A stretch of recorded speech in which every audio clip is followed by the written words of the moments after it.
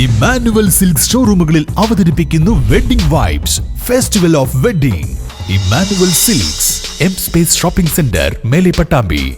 വല്ലപ്പുഴ ചെറുകോട് വെച്ച് സ്കൂട്ടർ യാത്രക്കാരിയുടെ മാല ബൈക്കിലെത്തിയ രണ്ടംഗ സംഘം പൊട്ടിച്ച കേസിലെ ഒരാൾ പിടിയിൽ. വളാഞ്ചേരി സ്വദേശി സൽമാനാണ് പട്ടാമ്പി പോലീസിന്റെ പിടിയിലായത്. ഇയാളിൽ നിന്നും മോഷ്ടിച്ച മറ്റൊരു ബൈക്കും കണ്ടെത്തി. ആലുവയിൽ നിന്നും മോഷ്ടിച്ച ബൈക്കുമായി എത്തിയാണ് ചുണ്ടൻപറ്റ സ്വദേശി രാജിയുടെ സ്വർണ്ണമാല പ്രതി കവർന്നത്. പിന്നീട് ഈ ബൈക്ക് ഉപേക്ഷിച്ച് മോഷ്ടാക്കൾ കടന്നു കളയുകയായിരുന്നു. മോഷ്ടിച്ച മറ്റൊരു ബൈക്കുമായാണ് പ്രതി ഇപ്പോൾ അറസ്റ്റിലായിരിക്കുന്നത്.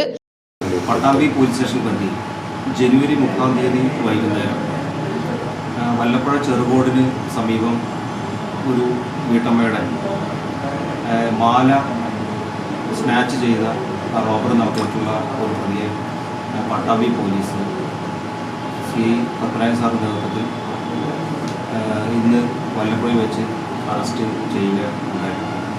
നിരവധി കേസുകളിൽ പ്രതിയായിട്ടുള്ള അനൂപ് അല്ലെങ്കിൽ സൽമാൻ എന്ന് പറയുന്ന വളാഞ്ചേരി സ്വദേശിയെ അറസ്റ്റ് ചെയ്തു.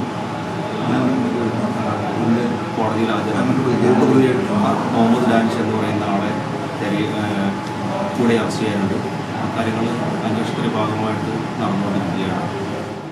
ജോലി കഴിഞ്ഞ് വീട്ടിലേക്കുള്ള യാത്രക്കിടെയാണ് രാജിയുടെ സ്വർണ്ണമാല പൊട്ടിച്ചത്. പിടിവലിക്കിടെ 2.5 പവന്റെ മാലയിൽ 1.5 പവനോളം മോഷ്ടാക്കൾ കൈക്കലാക്കി കടന്നു കളഞ്ഞു. സംഭവത്തിൽ പ്രതികളുടേതെന്ന് സംശയിക്കുന്ന CCTV ദൃശ്യങ്ങളും പുറത്തുവന്നിരുന്നു.